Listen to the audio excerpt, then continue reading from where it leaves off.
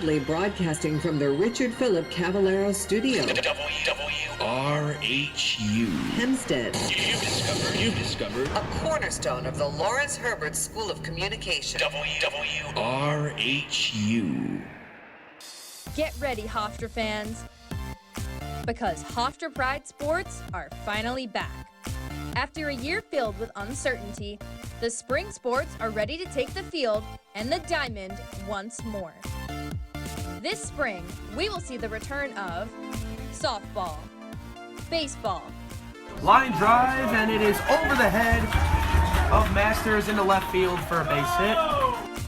men's lacrosse, Tierney with some space to work near side, rips a shot and scores. Ryan Tierney puts it right over Matt Trowbridge's left shoulder, and Hofstra's on the board early. and women's lacrosse. Another big pass forward, and Alyssa Perella gets it again. Pride Perella shoots, scores on the bounce pass. Alyssa Perella gets the back of the net for goal number 203 in her collegiate career, and Hofstra back in the driver's seat as Alyssa Perella finally gets the back of the net here for the Pride to start the second half. This is the Spring Sports Preview Show. Welcome, everybody, to the Spring Sports Preview Show here on 88.7 FM WRHU. My name is Tom Bauer, and joining me socially distanced is Tom number 2, Tommy Aquilina, and we're going to break down the Hofstra Pride softball team for the next half hour. In the meantime, be sure to follow along the Lawrence Herbert School of Communications Instagram all night for our Instagram takeover, and make sure to also follow WRHU Sports on Instagram and Twitter. Now it's time to talk some softball. So, Tommy, what would you like to discuss first? Well, Tom, number one, first I want to discuss last year's softball team. Obviously, you can't look forward before you look backwards. So last year, they did lose a cluster of seniors. They ended up going 3-15 in the COVID-shortened season. So just to kind of recap things, a very young team for the Hofstra softball school, or for the Hofstra softball team, excuse me. Very young. They only played invitationals, and then they never got into CAA play. They ended up going 3-15. Tom, problems for this team. Obviously, they lost a lot more than they won. Offensively, defensively, where do you see many of the things that really need to be focused on? Well, the one thing I would like to mention is I'll start actually with the pitching. So in 2019, which is 2 seasons ago technically, the Hofstra softball team, they had an ERA of 5.13. So that actually improved last year. They had a 5 ERA as a team with Madison Burns as the ace in the circle. Last year, it was marred by inconsistent offensive production. So in 2019, the Pride hit 305 as a team. They dropped down to 217 collectively. And not to mention, they were outscored 99-48 last season. They were shut out 6 times. They averaged 2.6 runs per game. But if you're looking at some of the top players from the Hofstra Pride, you've got Megan Giordano. Her freshman year in 2019, she batted a team best 378. Her average dropped to 240 in 2020. You're also looking at Casey Collins, who had a freshman year in 2019. She batted 369, went down to 255, one of the best on the team. Kristen Hollum, 2019, she batted 358. She didn't get a chance to play last year, though, so that was a big loss for the Hofstra Pride. And then Alexis Goki in 2019, 275 to 245 last year. So really, it was just about the offense not getting things going to not really give the pitching a chance to really win any games for them. Yeah, you mentioned how much the offense struggled. They did shut out 6 times in 18 games with 3 wins.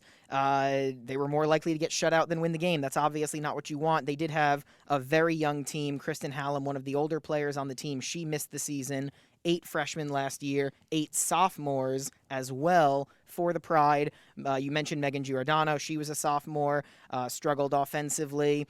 In terms of the pitching staff, you mentioned their ERA got better. They did give up more than twice as many runs as they scored, but they only gave up about 4.8 runs per game. So led by Madison Burns, the pitching staff really wasn't the problem for the Pride last year. It was really more of that young offense. Absolutely. Just going back on that, you mentioned they had like 4.8 game runs they were 4.8 runs per game, yes. Yeah, that's really not too bad. That you can win based off that, but when you're averaging 2.6, it's really not that good. They only scored 6 runs. That was the most they've scored in a game all season. They did that twice. Otherwise, they really weren't scoring a whole lot, so that was their problem. But also something to mention is they never got a chance to face any of their CAA opponents, and they never got their foot in the ground because they really didn't play any home games. They played one home game. It was their final game of the season against UConn on March 10th of 2020 before the season got canceled due to COVID-19. So they never got a chance to catch fire when playing the CAA, which there were some teams out there that they could really beat, and it would have been really good if they had gotten to play the CAA.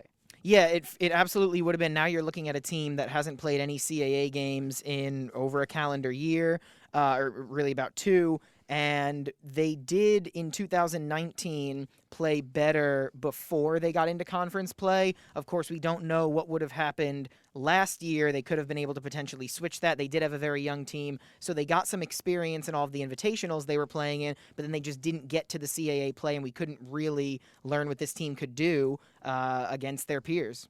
Absolutely, and again, we're going to mention it was a very, very young squad going into it. They're going to be even younger this year. We'll get into that in just a few minutes.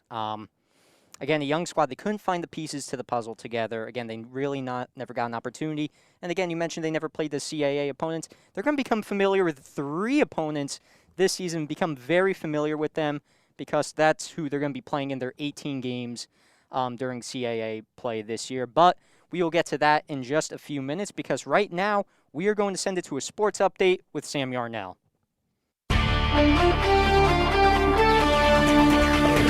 Thanks, guys. Around campus, the Hofstra baseball team opened their season with a doubleheader against Seton Hall. In Game 1, the Pride fell 3-2. They bounced back, however, in Game 2, plating 2 runs in the top of the 7th to seal a 3-2 win. From the diamond to the pitch, where Lucy Porter's 2 goals led the women's soccer team to a 4-3 victory against Stony Brook in their first game of the season. And on the court, the Hofstra volleyball team swept Stony Brook today behind 11 kills from Anna Martinovic, improving their record to 2-0. From campus to the pros, the Islanders are off tonight, but welcome the Buffalo Sabres to town tomorrow with puck drop coming at 7 p.m. You can catch all the action right here on WRHU and the New York Islanders radio network. Around the league today, the Capitals fought back from being down 2 goals to defeat the Devils 4-3. The Canadiens and Senators just got underway in Ottawa. At 7:30, the Flyers and the Bruins play in Lake Tahoe. And for the nightcap, the Jets travel to Vancouver to play the Canucks with puck drop coming at 10 p.m. From the ice to the court, 4 games just got underway in the NBA tonight. At the Garden, the Knicks are welcoming Karl Anthony Towns and the Minnesota Timberwolves. Shai Gilgeous-Alexander leads the Thunder to Cleveland to play the Cavaliers. The Pistons are in Orlando to play the Magic, and the 76ers behind Joel Embiid look to blow by the Toronto Raptors. With your sports break, I'm Sam Yarnell. Now let's go back inside the locker room with Tom Bauer and Tommy Aquilina.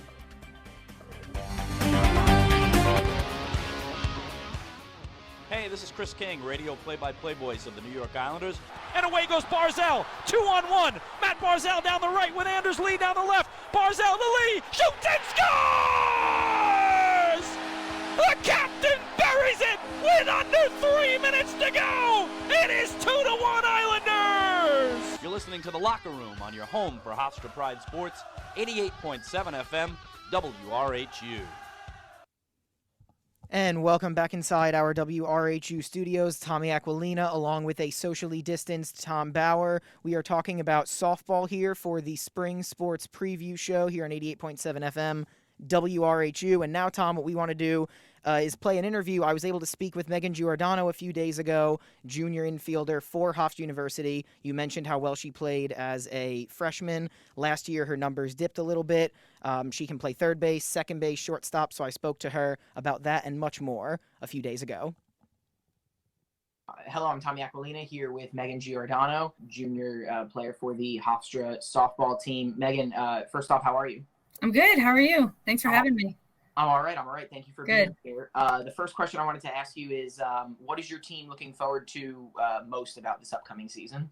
We are super excited to just get back on the field. It feels like it's been forever and a day since we've played a real game together. So, yeah, we're really looking, to get on some dirt and to get going and playing. Now, obviously, the 2020 season, disappointing, shortened because of COVID. What positives can be drawn from the shortened COVID campaign and then carried into 2021? Right. I think it gave our team a lot to look at in terms of, don't take anything for granted. And I think that's something that we've taken into this season, the start of the fall, and especially now we're back from winter break and we're just going 100 miles an hour straight ahead, just working hard every day and just knowing that any day, something could happen. I know that the Ivy League school just like shut down their spring sports for this this upcoming year, but any day like it could end, and so we're just taking what we've seen from the past year and just not taking anything for granted and just going as hard as we can all the time. So now again, if this season does end up happening and you get to play the whole season, the plan is for you to play one out of every 3 opponents, basically. So you're going to be playing Delaware, Drexel, and Towson a lot this year. Yeah. Playing those teams so often, do you feel you're going to have to switch up your game plan more during the season? I mean, not so much our game plan. I guess, we have a plan that we're going to stick to. Maybe, seeing what they are bringing to the game, see what we could capitalize on, after the first couple games, and say we go into the next series with them, see if there's things that we could, take from the past games and try and do much better next, just trying to see what we get from the first series and then go into the next series and just capitalize and do our best to take on their weaknesses and make our strengths even stronger. Now, as a relatively young team, how important do you think it is to have the returning seniors and the returning grad students for the development of the younger players? Yes, super, super important. I think it's awesome that our 5th years came back after their COVID year. It's truly, it means a lot to all of us. I mean, and they've been through it, and my class and the class above me, we've been through it. But I had our freshman year, and then last year obviously was cut short. So they've had it for a long, long time, and they're very experienced. They know, the ins and outs of everything, and just the leadership that they bring to practice every single day and to meetings and to eventually games. It'll just be a super like a game changer for all of us, and just influencing the younger girls, who maybe this is their first year, or their first year was last year. They saw a little bit, but haven't seen, a full season. So super important just to get the leadership out of them and out of the returning upperclassmen. Yeah, I agree with you, and also happy for them that they get to have kind of a real last season. Yeah, now, talking about you specifically, last year you showed your versatility. There were less than 20 games, and you played second base, shortstop, third base. Do you think you're going to be moving around again this season, or do you think you're going to stay put a little bit more? That's an interesting question. I don't know. I mean, I'm open to going anywhere, whatever my team needs. I'll play any position. Probably might stay put a little bit more. I think we have a little everything a little bit more figured out right now. We had a couple injuries last year that we had to work around, so hopefully everyone's all of their injuries are getting better, and we're looking strong and we're looking healthy. So maybe staying put, I don't know, but if if they need me anywhere, I'm good to go. So and then also offensively as a freshman, you had an amazing season, hitting 378, 480, 678. Last year, you kind of finished the season really strong. What do you think you can do? What adjustments can you make so that you are hitting more like you did as a freshman and late at the end of last season? Right. I think a big thing is just like confidence. Honestly, I think so many times, especially, in sophomore year, I was very worried about everything being so technical instead of just going up to the plate and doing what we all know how to do, and everybody knows how to hit, and we can hit well. And I think that maybe towards the end or towards the beginning of that season, I was trying to force things and try and make everything look perfect and be perfect instead of just going up and just being comfortable. And I think that's one of the biggest things. If we're not comfortable, we're going to have a hard time just playing the game. I think too many times we get too hyped up and just like stuck in trying to do everything so technically that we just forget to like have fun and just play the game. So I think that's one of the big things. Just, we have to be comfortable. We have to be confident and just trust in ourselves, definitely. And then last thing, Hofstra wins the CAA this season if Hofstra wins the CAA this season, if we just go 110% all the time, every single day, and we don't look back. Just keep going. Thank you very much, Megan Giordano, junior infielder for the Hofstra softball team. Thank you for joining me. Awesome. And once again, that was Tommy Aquilina, a.k.a. Tommy number 2, talking to Megan Giordano of the Hofstra Pride softball team. We thank her for her time for this show. Now, Tommy, I just want to talk about some of the things she said during that interview that you had with her. And one of the things that stuck out well for me was that she said, we know how to hit and hit well, and that we just need to be comfortable and confident at the plate. Yeah, I really was asking her, again, about the offensive production dipping so dramatically last year compared to 2019. And for her, I mentioned the stats, a 378, 480, 678 slash line as a freshman, 10 home runs and 53 RBI. 53 RBI in 47 games. Last year in 18 games, she had 1 home run and 5 RBI, and she ended up slashing 240, 345, 360. But here's the thing. 3 of her last 4 games, multi-hit games. Those are her only 3 multi-hit games of the year, and she did say she kind of got out of her head a little bit. She just focused on hitting, not thinking so much, just doing what she knows how to do, and I think that if that's a mentality that the entire team takes into next season, then they could be a lot more successful. Absolutely. She was talking about the technicality. She was worrying about them too much. I think sometimes you just got to, when you're up at the plate, you just need to take a deep breath in and out, know what you can do as a hitter, and just go 100%. All the time, 100 miles per hour. She said she repeated that a lot throughout the interview. Don't take anything for granted. Just go up there and play your game and play it well. She said their team looks strong and healthy, and they should really be looking for a bounce back year. This is the proving grounds for the Hofstra Pride team coming into 2021. And now let's talk about the 2021 Hofstra Pride team. So some things that are going to be certainly different this year is how the CAA works. So I'll just kind of give you a little bit of a breakdown right now. So they're trying to reduce travel, so they broke up the divisions into the North and the South. The CAA is going to, with the North and the South, excuse me. And Hofstra is placed in the North Division with Delaware, Drexel, and Towson. While in the South, you've got James Madison, Charleston, Elon, and UNC Wilmington. And then the CAA tournament, how that's going to work is they're going to have 5 teams in the tournament, 2 teams from the North and the South Division, the top 2 teams, plus 1 at-large bid. It'll be a double elimination round robin at James Madison in May for the softball season. So, Tommy, just kind of breaking down the division a little bit. I know we'll get to that. You'll hear more about the division and the other teams in the CAA when we get to our Beyond the Pride segment. But just kind of tell me, how do you think Hofstra can stack up against Delaware, Drexel, and Towson? Well, so Delaware and Towson are 2 of the best teams in the CAA. As a matter of fact, last year, Delaware, there was no CAA play, but Delaware went 19-4. That was the best record that any of those teams had when play was suspended. They're going to have a hard time with Delaware. They're a really good school. They could be nationally ranked. Towson, another school that you expect to play pretty well. Drexel was more middle of the pack last year in the CAA. They did play about half as many games as Hofstra, and they ended up walking away with 1 more win. They won 4 games last year. Hofstra won 3. So you're dealing with good opponents. It is what it is. And if you look at the beginning of the season, 6 games against Villanova, 4 games against UMass Lowell, and then 1 game each against St. John's and Syracuse. So the Pride have not made it easy on themselves this year. Obviously, being near the bottom of the CAA last year, they're going to come into this season as a team that, if they do play well, it would surprise some people. Exactly. This is the proving grounds. I said it once, I'm going to say it again, and I'm going to say it a third time. This is the proving grounds for the Hofstra Pride. They're going to have a difficult schedule. We're going to be completely honest. It'll be a tough schedule. They play Villanova 6 times in pretty much the first week or 2 of their season at the Villanova Invitational.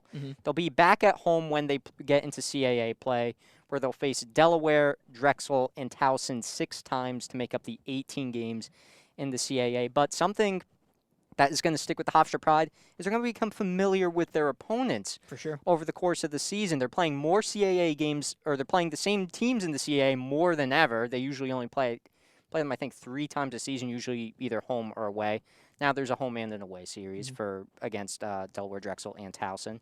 So they're going to become familiar with their opponents, so they can break them apart, learn their game plan and adjust their game plan as they go along to become a stronger team, like Megan Giordano said when she was talking to you. Yeah, that was something she actually said, that maybe they're not going to have to switch up their game plan so much, but you just get so familiar with the team, seeing them over and over and over again. The same thing is going to happen early in the year with Villanova, when 6 of their first 7 games are against them. You see an opponent more often.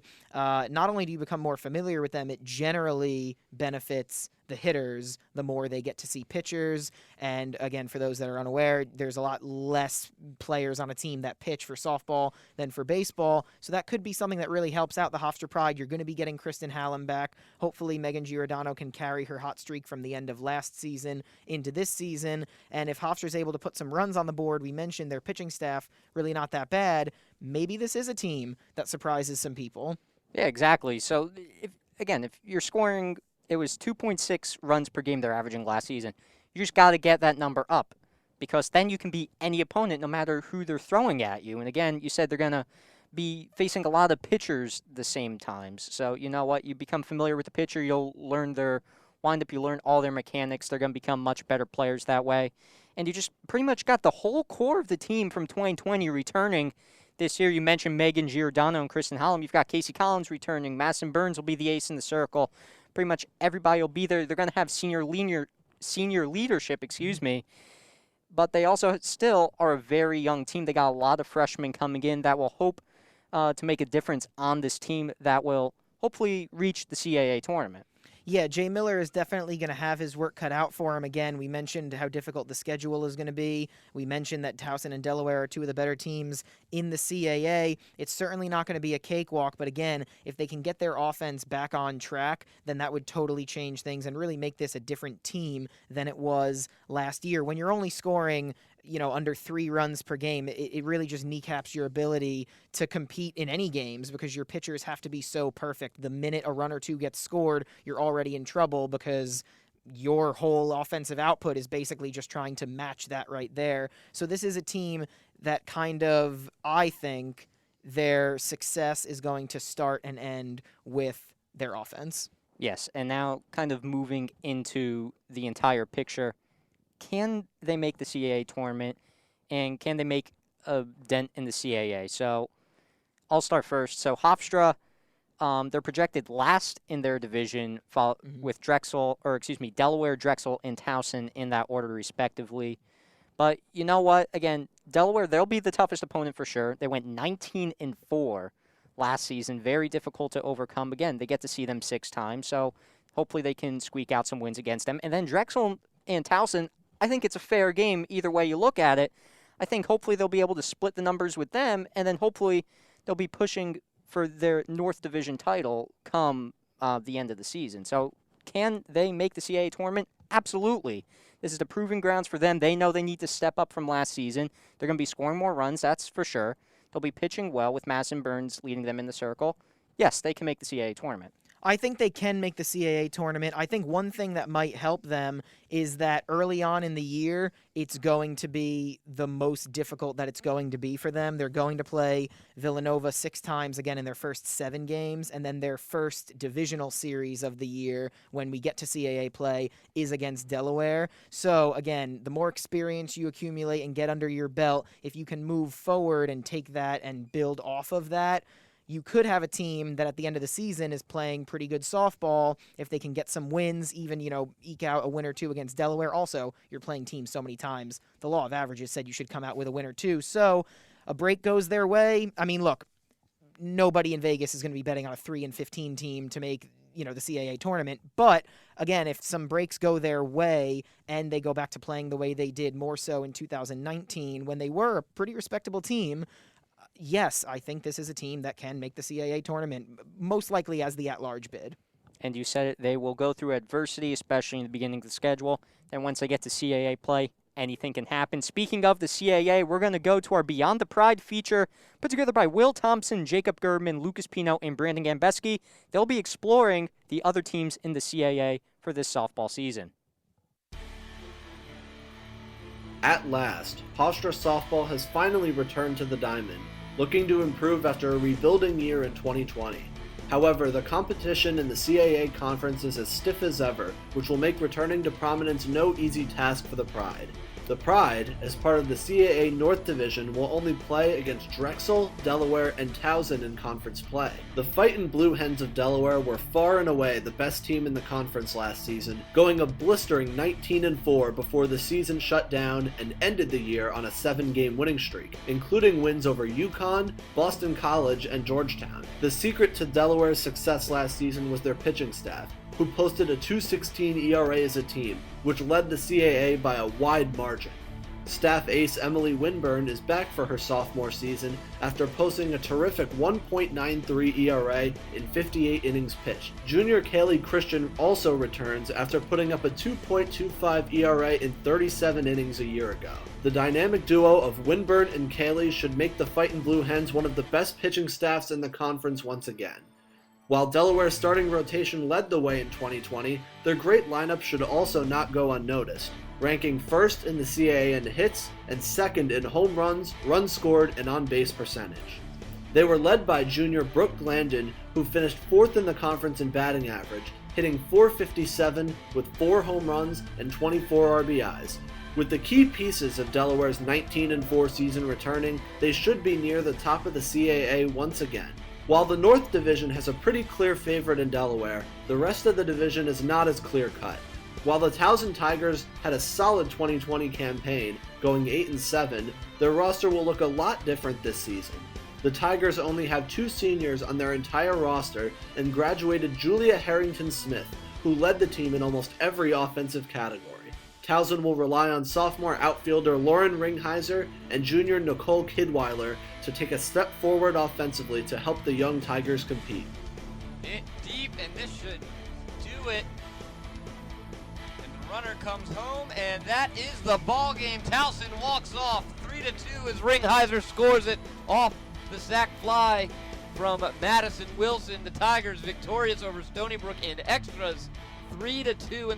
Sound courtesy of the Towson Sports Network. On the pitching side, Towson lost their 2 top pitchers, and their returners combined to just toss 26 1/3 innings a year ago and posted a 7.52 ERA. The Tigers will rely on returning young players to fill those voids, and that could lead them to moving down the standings this year.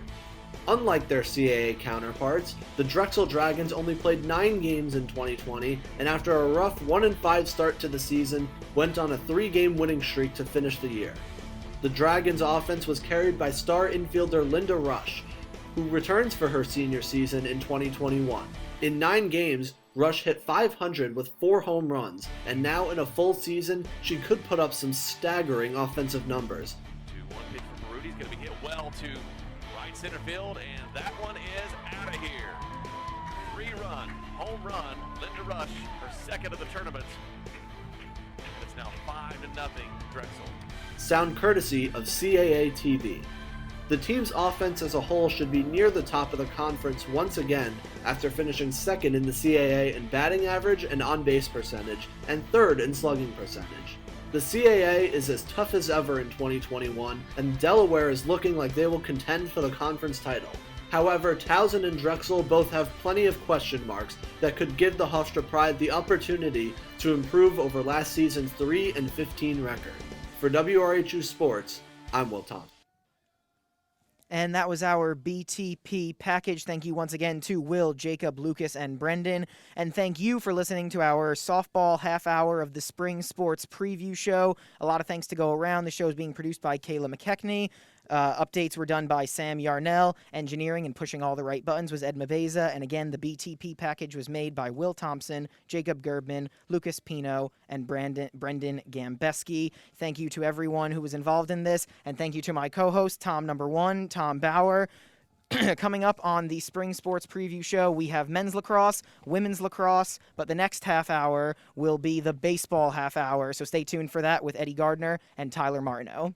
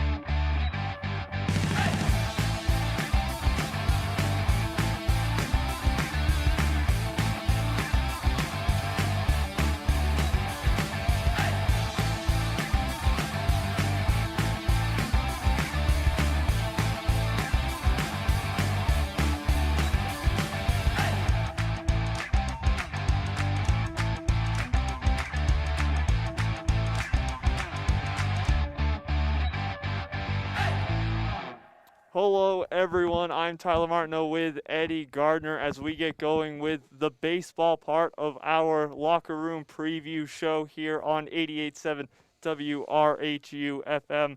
And Eddie, you know, you wouldn't be able to tell based on looking outside with all the cold, wintry weather we've been getting the past couple of weeks, but it's finally baseball season. Yeah, it's a wonderful thing to hear. I love to say that. It was so amazing to watch them finally today in their game against Seton Hall. But before we talk about this season and today's games, let's quickly recap last year. Last year, Tyler, was tough because Hofstra Baseball had the best offense in the CAA and 27th in the nation. They batted 302 to lead the conference, but they couldn't close out those games. Their pitching was struggling heavily, more specifically the bullpen. Their starting pitching was pretty solid, and then defensively and base running, they struggled as well. And Eddie, pitching is really something that comes along with time, especially when we start talking about this season. We'll really be seeing that already, but pitching is something that you really got to get into. It's very different the way that college baseball is structured in terms of the schedule when you're playing a lot of conference games on the weekends. So that's when your best starting pitchers are playing and trying to figure things out during the midweek. But we really didn't get to see them get to that high level or even a competitive level. We really couldn't even get to see them going into conference play either, just having to go through their non-conference schedule before the season got shut down. But you mentioned it really quickly with the offense. This wasn't just the best offense in the CAA or one of the top. It's the best offense we've seen from Hofstra over the past few seasons, which was normally a team led by one guy, that one guy being for the past few seasons, Vito Friscia. Yeah. We saw a more team effort offense going through last season that looked really strong, but having their season shut down early.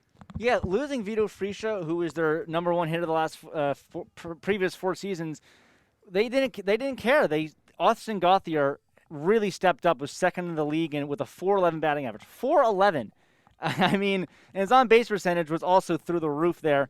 Anthony D'Onofrio as well, batting .407 there. Both of those guys were named to the preseason CAA team this year. And then we got Brian Goulart, who transferred from Fordham last year, who really surprised me as well. I knew he was a big contact hitter and stuff. I didn't know how well he would do in his first season in Hofstra. Batted .298, drove in a lot of runs, and he's a speedster too. He did not strike me as a guy who could steal a lot of bases, led the team in stolen bases. We were talking about that earlier.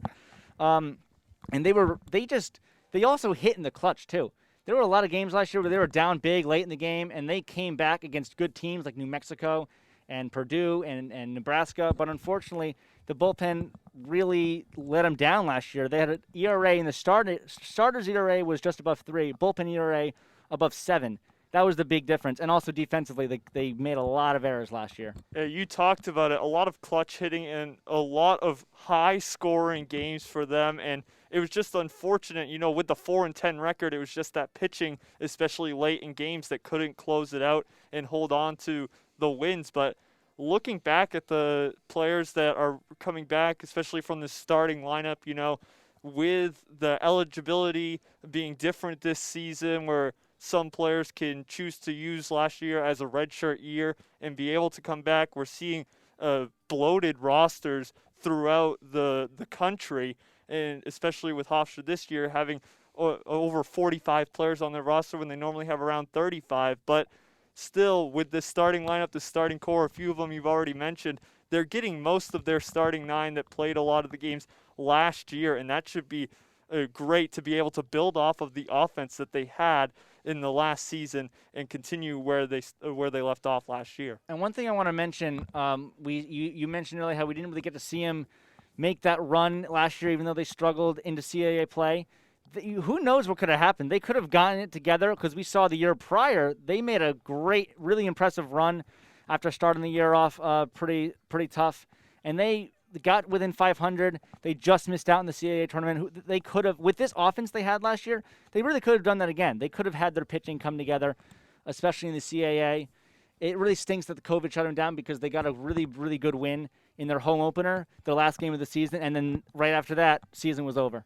And overall, they really had sort of a younger team last year, and we've already talked about it with the starting lineup, but also the pitching. They still have guys that they're bringing back, like Ryan Rue, who we will probably be seeing a lot in these weekend series. We'll get into the schedules a little later on in the show, but he's someone that will be sort of the leader along with Jack Jett, who's coming back again for his graduate season with the Pride. And I think they have, not just on the offensive side, but on the pitching side as well, some players that are coming back that know what it's like to be playing for Hofstra and can, even without all the prep that they normally have going into their regular seasons, they still have a strong core on both sides of the ball to be able to compete at a high level in the CAA. But we will be talking more about what to expect this season, and as well as have a listen to what Coach John Russo has to say about the team. But for now, let's go to a sports update with Joe Viglucci. The New York Islanders are off tonight, but will be back on the ice tomorrow to do battle against the Buffalo Sabres. The Isles are coming off of 2 losses to the Pittsburgh Penguins and look to get back in the win column against the struggling Sabres team in Nassau Coliseum tomorrow night. You can catch the action live at 7 p.m. on 88.7 FM WRHU or the New York Islanders radio network. In Hofstra Sports, the Pride's women's soccer team defeated Long Island rival Stony Brook University in their season opener. In their first game in over a year, the Pride defeated the Seawolves as senior Lucy Porter drained 2 goals to lead the way for Hofstra. Fellow senior Sabrina Bryan and junior Miri Taylor each scored a goal apiece en route to a 4-3 victory for the Pride. From the field to the diamond, the Hofstra baseball team split their doubleheader with Seton Hall earlier today. The Pride lost their first game 3-2 against the Pirates after a 9th-inning collapse, then came back and were victorious in their second stretch after a 7th-inning home run from Rob Weishire put Hofstra ahead. From the diamond to the court, the Hofstra women's volleyball team shut out the Stony Brook Seawolves in the battle for Long Island. Senior Anna Martinovich led the way for the Pride with 11 kills, and junior Maddie Appleton tallied 27 assists in the 3-0 victory for Hofstra. With your WRHU Sports Update, I'm Joe Viglucci, and now let's send it back to Tyler Martineau and Eddie Gardner.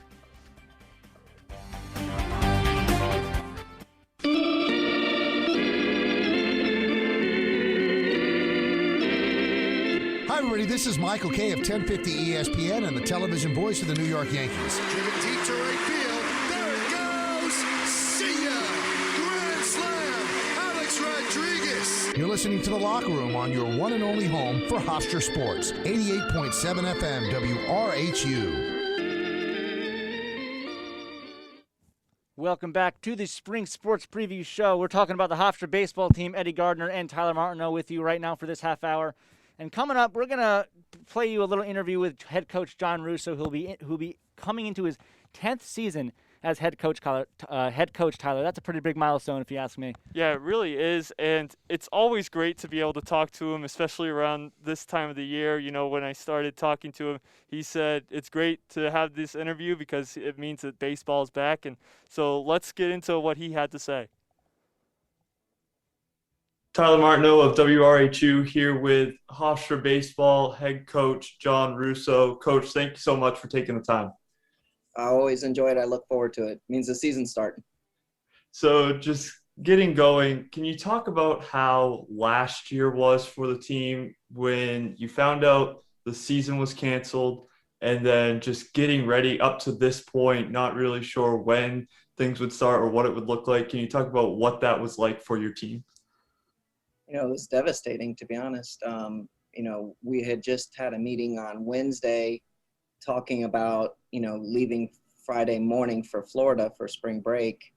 And, you know, administration was doing all they could to help us still get there because times were a little bit still crazy. And then, you know, I think the Rudy Gobert stuff just like really threw everything into a big 24-hour cycle there. And then by Thursday at, you know, I think later that afternoon, I believe it was Wednesday afternoon, was when the NCAA was canceling everything. And, you know, Thursday I didn't even get a chance to meet with the team because, like, we had to meet as administration to figure out what we were doing by 12 o'clock because everything was there and the team had already started to go home. Some kids were spring break, and they were just trying to get the safety also. And so we never even had a final, like, team meeting where that group was all together one last time. And so that's always really bothered me because, from that team, we still didn't have some players that came back from this year. And then, after that, I was really big with the seniors, trying to figure out if they get their year back and eligibility. And then once they did, can we make it that they do come back? And,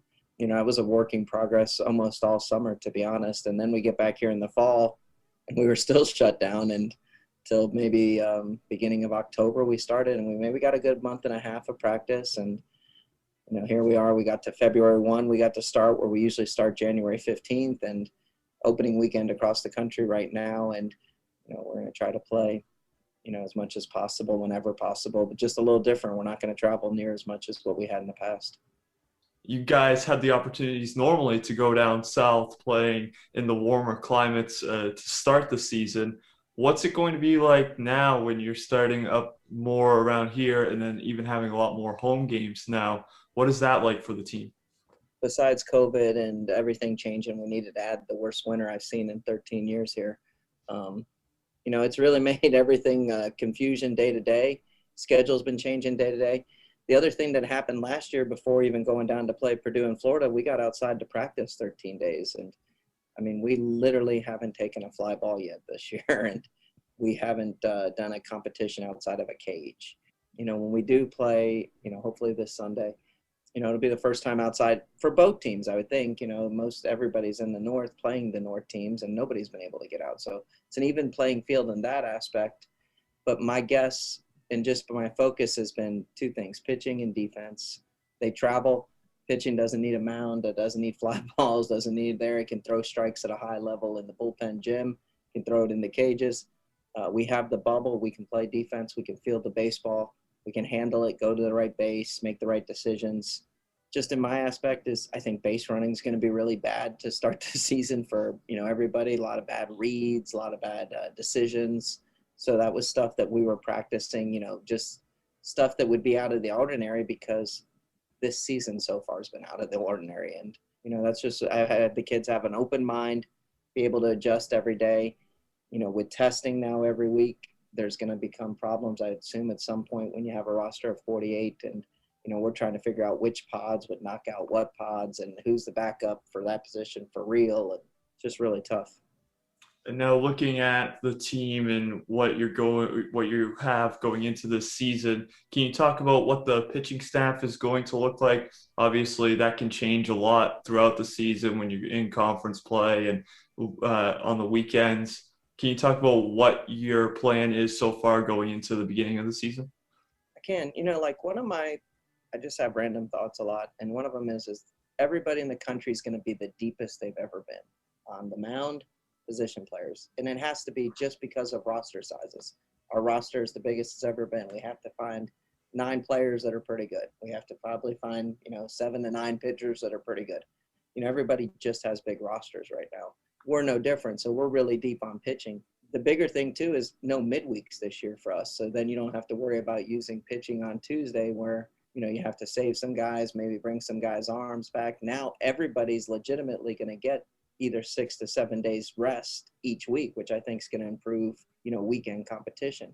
We're going to, we return Jet, we return Rue, we return Joyce. Camarda arguably was our best pitcher 2 years ago, and you could argue that we're adding back our best pitcher. We added a lot of young arms. We'll bring back some key relievers. We've got guys that now are a year older. We brought in kid Chris Mott from New York Tech. That was their number 1 pitcher and, helped them go to the World Series. They canceled their season on August, a week before we even got started.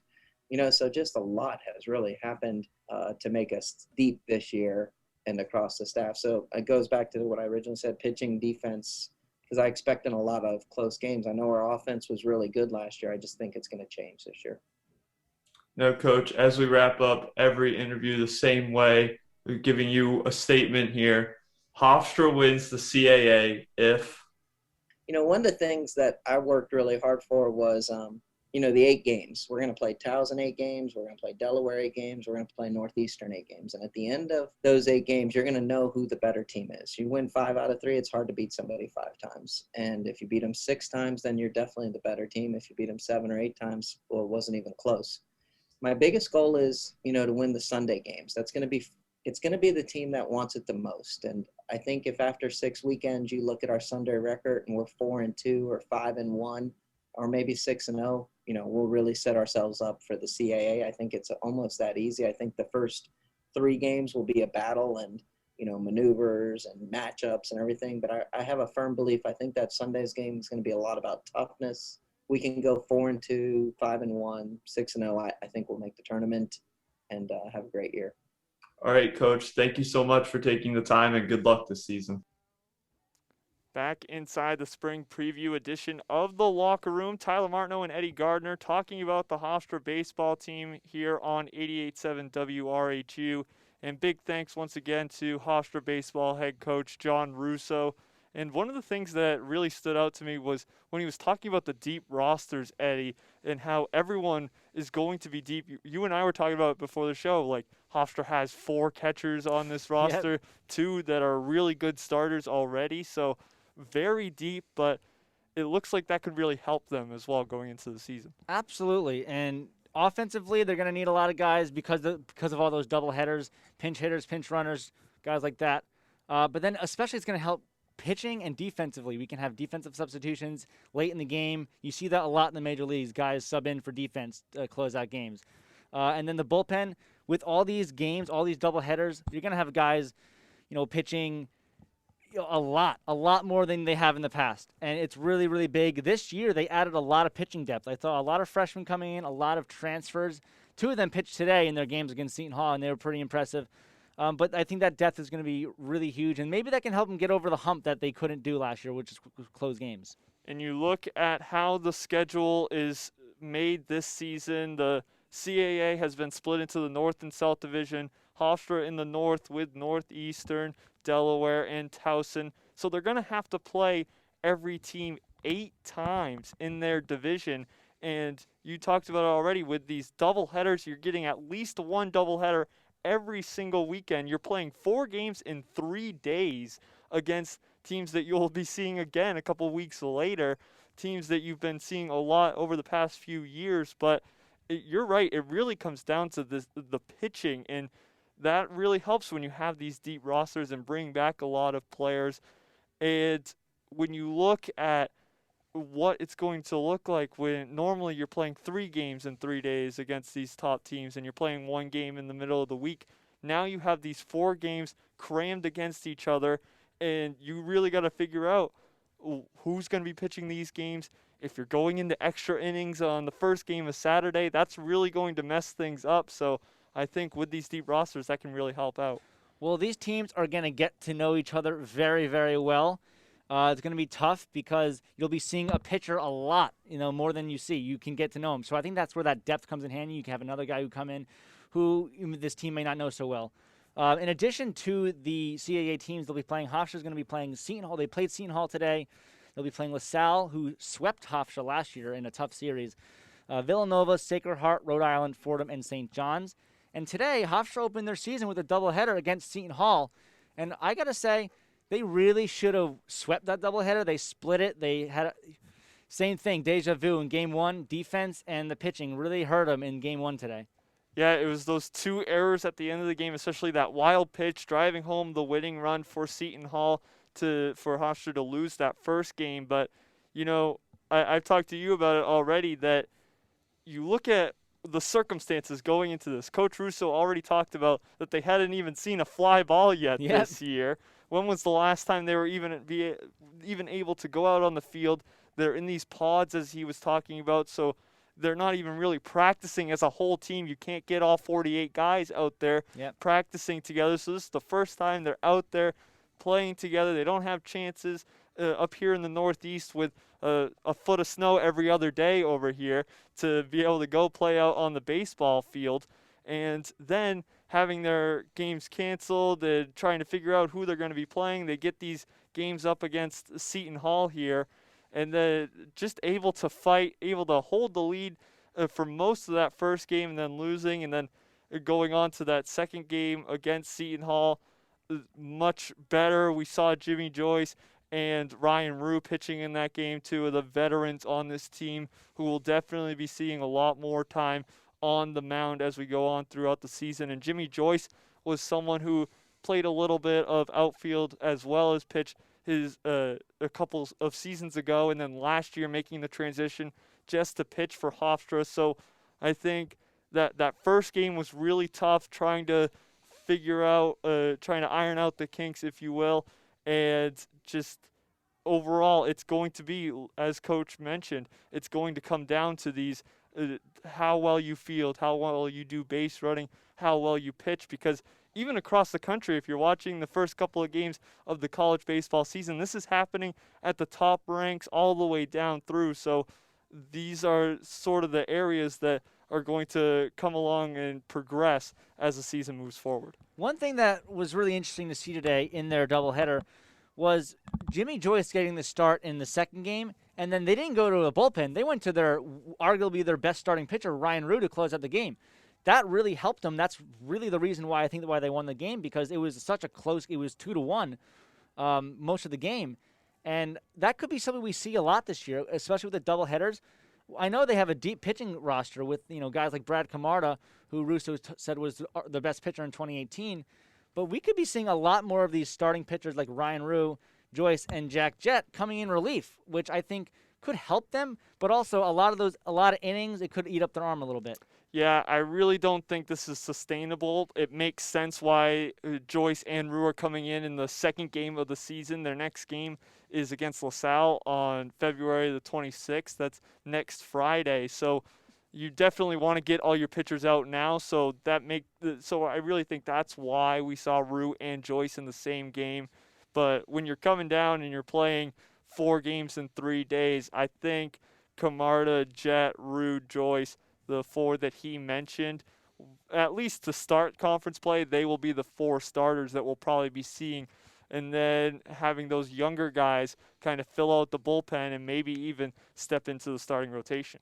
And we mentioned earlier, Northeastern is going to be in this North Division. They were picked to win. They have such a deep team, especially on the pitching roster. They have most of their guys returning there. And for Hofstra, with their arguably the best offense in the conference still, if they can hit like they did last year, get on base a lot, driving those clutch runs, they could compete with them, I think.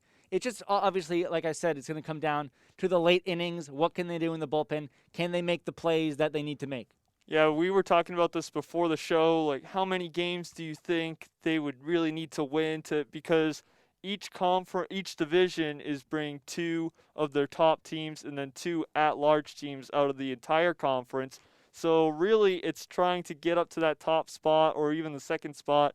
And I think probably between 12 and 14 games, if they can win 12 to 14 in their division, they are set to go to the tournament. And to talk more about the Hofstra baseball season and the CAA North Division, we have a package brought to you by Tim Crowley, J.J. Beal, Danny DiCrescenzo, and Jake April. While fall sports will take the field much later than usual, spring sports will commence during their intended season. 11 months after COVID-19 brought the season to a halt, CAA baseball will return to the diamond for the 2021 season. Just as every other sport has made adjustments, the landscape of conference play will look slightly different in 2021. With 8 teams taking the field, CAA teams will split into 2 divisions, one in the north and one in the south. For Hofstra, the Pride will compete with the Delaware Fightin' Blue Hens, the Towson Tigers, and the Northeastern Huskies during conference play this spring. Although the strength of the conference lives in the South, there will be plenty of quality action on the field across the Northeast. Beginning in Boston, Northeastern will ride their pitching staff into 2021 and attempt to pick up where they left off with the 3rd best team ERA in the conference a season ago. Redshirt freshmen and Massachusetts natives Cam Schlittler and Sebastian Keene will give quality innings after making their debuts in 2020. The Huskies offer plenty of talent at the back end of the bullpen as well, with closer Brandon Dufault, who converted all 4 save opportunities over a conference-high 9 appearances. Dufault from the first base side of the rubber. His 1-2. Swing and a miss. Changeup got him. Huskies win the home opener 3-1 over Hartford. It's save number 4 this season for Brandon Dufault. Sound courtesy of Howlin' Huskies Productions. From Boston and Newark, the Fightin' Blue Hens reflect the opposite of the Huskies. Delaware posted the third best team batting average in 2020 at a .290 clip. 5 players hit over 300, and 3 players reached base in more than 40% of their plate appearances. The Blue Hens were no strangers to hitting the ball out of the ballpark as well, blasting 10 round trippers in 2020, the third most in the CAA. Delaware will need to score runs to support a pitching staff with the second worst team ERA in the CAA a season ago. 2/3 of the staff posted an ERA north of 4. Opposing hitters will stay patient at the plate, as Delaware led the CAA with 97 walks allowed, 21 more than the next closest Elon Phoenix. The Blue Hens also allowed 12 home runs, once again most in the conference. If the offense can keep up, Delaware will be able to compete day in and day out. Here's the 2-2. Swing and a miss. Bridges is gone, and that's the end of game 1, as Delaware will win it by a score of 9-5. Sound courtesy of Seahawk Digital Network. Rounding out the North Division in Maryland will be the Towson Tigers. Through 15 games in 2020, the Tigers sat just a game under 500 on a 3-game win streak prior to the stoppage of the season. For Towson, the team's primary focus will be moving on from the conference's bottom-ranked offense, hitting just .230 as a team. The Tigers will count on redshirt sophomore Matt Arcio at the plate, whose .395 average and .490 on-base percentage were good for 4th and 6th in the conference, respectively. Tigers have just 2 base runners so far. One was the walk to Javon Fields, who's on deck. The other was a base hit. This will be their third, though, as Arceo lines one in to left. Sound courtesy of Towson Sports Network. As a staff, Towson ranked 6th in the conference in team ERA. If the Tigers can improve at the plate, Austin Weber will be ready to lead the staff. The 6'2 southpaw went 2-0 with a .293 ERA in 2020, over 15 1/3 innings with 12 strikeouts. Each of the 4 teams in the North Division will have obstacles to overcome from the 2020 season. On the flip side, each of these 4 teams is more than capable of competing for this division and setting up a postseason run when the CAA tournament arrives in Wilmington, North Carolina. Given the duration and impact of this absence from the diamond, players will be more than willing to brave the northeastern elements for the opportunity to finally return to the game they love.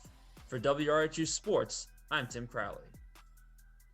And thanks again to Tim Crowley, JJ Beal, Danny DiCrescenzo, and Jake April for giving us that feature about the entire CAA in the world of baseball. And Eddie, that half hour just flew by for us talking about baseball. But to end this hour, let's do some predictions. I think that Hofstra will be able to come second in the northern division of the CAA and make a deep run in the playoffs. What do you think? I really like that prediction. I think they can also finish second. Northeastern, in my opinion, will be finishing first. They got a lot of deep guys, but Delaware isn't that much of a strong team. Hofstra can really compete against them.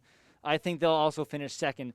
Thanks for everyone listening to the Hofstra baseball half hour of the Spring Sports Preview Show. Next up, we'll be talking about the Hofstra men's lacrosse team with Will Wiggleman and Jack McCarthy. Proudly broadcasting from the Richard Philip Cavallero Studio. WRHU. Hempstead. You discovered A cornerstone of the Lawrence Herbert School of Communication. WRHU.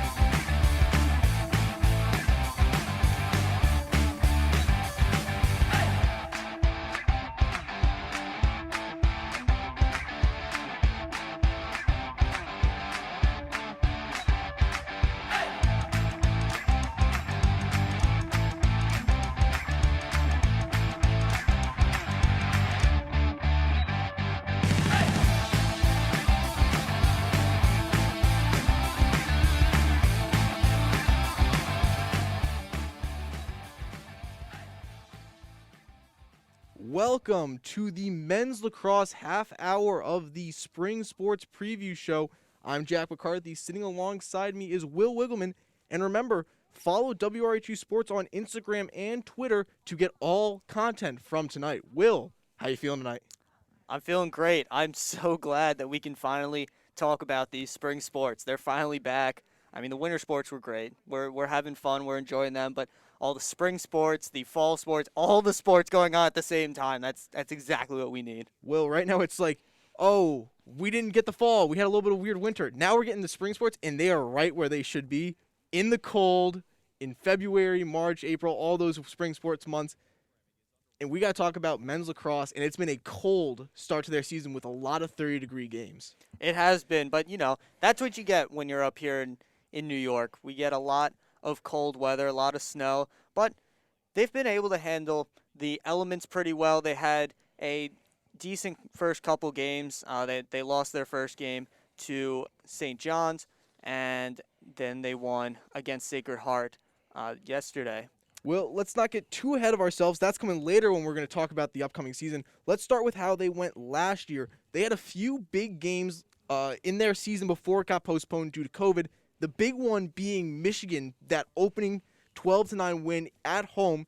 It was one of those games where it was back and forth for them, and I was on the call for that game, and the big, momentum shift that I could say was Ryan Tierney got a penalty for tripping, and all of a sudden, Bobby Casey had this crazy save on the man-up opportunity, and Hofstra just went on a roll right afterwards. Well, Michigan, well-known hockey school, of course. Just like Hofstra, we have a little men's and women's hockey team, co-ed. But yeah, we had Michigan scoring 4 goals in a row at the end of that first quarter and into the second. But then Hofstra from there scored 9 of the next 10 goals to turn a 6-3 deficit into a 12-7 advantage, and that really was what put the game away. And Michigan, they got a couple goals in garbage time, but putting together a run like that was a big thing to see from the Hofstra Pride. Yeah, and it's one of those things where they just opened that game wide up, and the thought was going after that game was that they were going to play Villanova and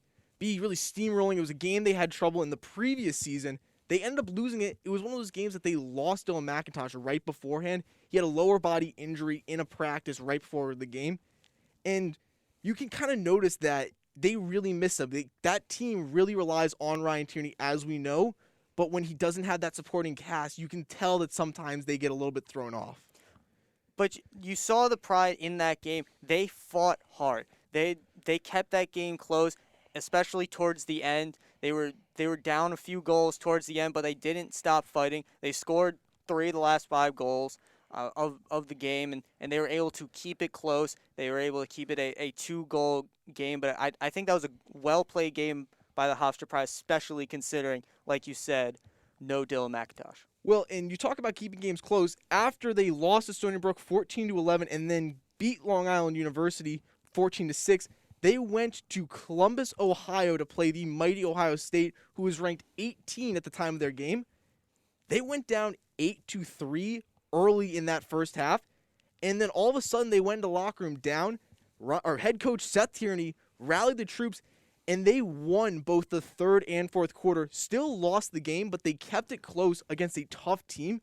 And it was one of those things where you watched that. It was their second to last game, and there was that hope for the team that they were going to be really a big competitor in CAA play and in the NCAA when it came tournament time. And it's unfortunate that they never got to that point, but yeah, the Pride scored those last 3 goals. They really went on a run in that fourth quarter and even early in the third. Pride scored the first 3 goals of the second half, the last 3 goals of the game to get back in it. And I think that was probably the biggest performance of the year. Yeah, they beat Michigan, but that wasn't the greatest Michigan team. I think this Ohio State team, they were ranked 18th, I believe, at the time, and the Pride came out and they had a huge game for the program. I don't think that was just for that team. I think that was big for the program, a program that's been building the past couple of years, and I think that's one of those games where you see your program taking that next step. Well, let's remember,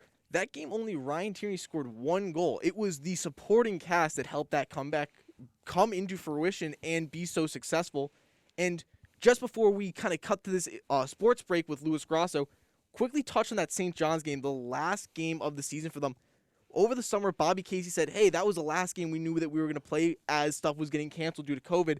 And they left it all on the line, and they opened up their next season, or this season, against St. John's in a game that went to overtime. But before we get to that, let's kick it over to Luis Grasso for a sports update.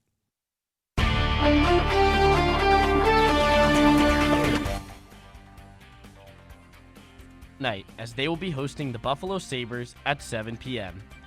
The Canadiens are currently battling the Ottawa Senators in Canada. It is currently all tied up at a score of 1-1. The Capitals hosted and defeated the Devils earlier today at 2 p.m. by a score of 4-3. The Boston Bruins are set to face the Philadelphia Flyers in a special game being played on Lake Tahoe. The game is just getting underway after a bit of a delay.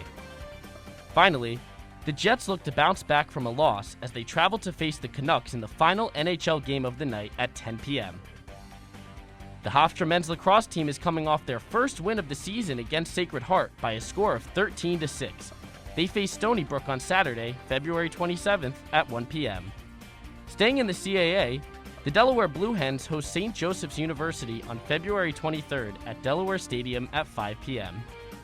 After their first two games were canceled, UMass will face UMass Lowell for their season opener on February 23rd at 1 p.m. Towson looks to reach 500 as they travel to face Mount St. Mary's on February 24th at 5 p.m. Fairfield will travel to face Providence in their season opener on March 3rd at 6 p.m. On March 6th at 1 p.m., the Drexel Dragons are matched up against Towson University. With your sports update, I'm Luis Grasso. Time to throw it back to our wonderful hosts, Jack and Will.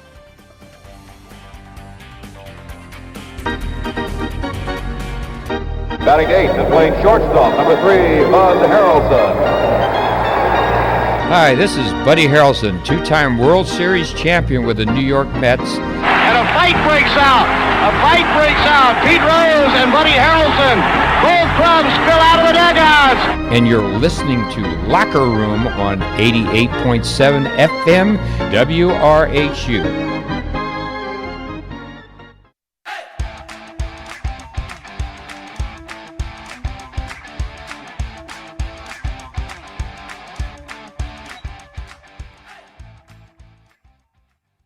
And welcome back to the Spring Sports Preview Show right here on 88.7 FM WRHU. And maybe you're listening online at WRHU.org. Will Wiggleman here with Jack McCarthy, and we are discussing the men's lacrosse team, a scrappy group led by Ryan Tierney.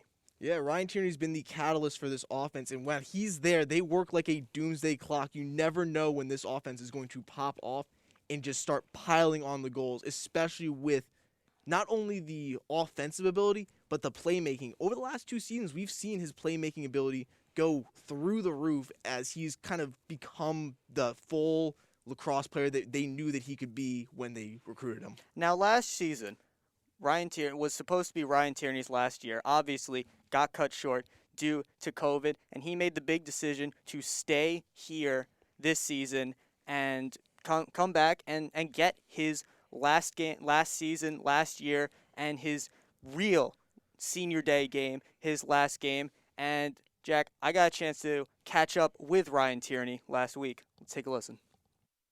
Will Wiggleman here with Hofstra men's lacrosse senior Ryan Tierney for the Spring Sports Preview Show on 88.7 FM WRHU. Ryan, let's go back to last year and your season. It ended a little abruptly. Did you guys think, right at the beginning when the classes got canceled for that week before spring break, that your season was in jeopardy? Yeah, so we kind of heard about the Ivy Leagues going down. It worried us, but we were always thinking that it was the hype, the Harvard, Yale, Princeton, that they think they have to make decisions for everyone else. So we thought we were going to be in the clear for a little bit, and then other conferences started to go down. So then we knew our time was coming soon.